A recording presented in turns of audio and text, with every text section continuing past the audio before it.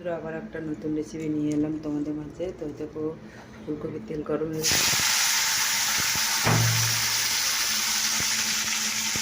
তো দেখো বন্ধুরা, দেখো এখন আমার এই ফুলকপি ভাজা হচ্ছে, তো তোমরা দেখতে থাকো। তো দেখো বন্ধুরা, দেখো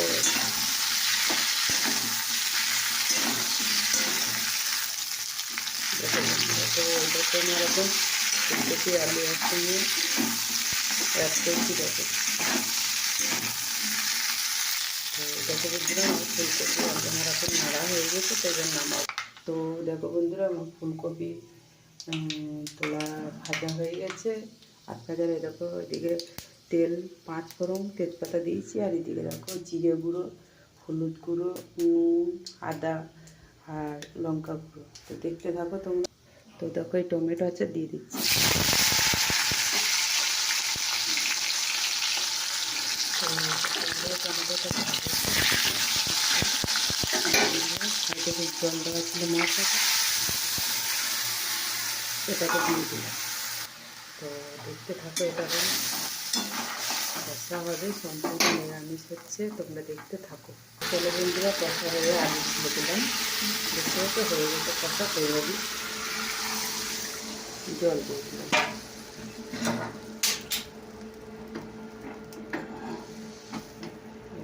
দিলাম তো এবার আমার এটা দেখতে থাকবে, তোমরা দেখতে থাকো। তো চলো বন্ধুরা দেখি তরকারি। দেখছো তরকারিটা যদি ঝোল ঝোল থাকবে, তো একটুকু ঝোল মরবে আর সেদ্ধ হবে। তো তোমাদের এই রেসিপিটা কেমন লাগলো? এখনো সেদ্ধ সেরকম হয়নি, তা ফুটতে লেগেছে। তো কেমন লাগলো বলো? এটা দিতে কিন্তু বেশিক্ষণ কিছু লাগেনি। তো ফুলকপি তেল দিয়ে একটু লাড়া করে দিচ্ছি, তারপরে আলুটা দিয়ে নাড়াচাড়া করে একটা টমেটো কেটে রেখেছিলাম।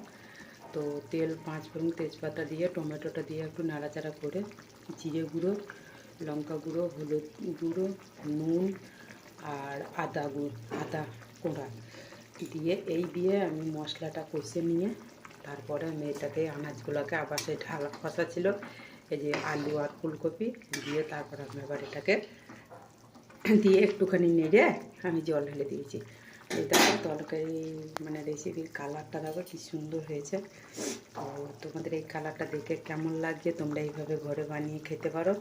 তো দেখতে পারো এইভাবে রেসিপিটা বানিয়ে যে কীরকম হয়। এটা কিন্তু সম্পূর্ণ নিরামিষের ওপরে হলো।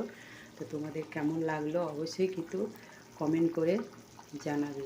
তো চলো রাখি এখনকার মতো, টাটা, বাই বাই।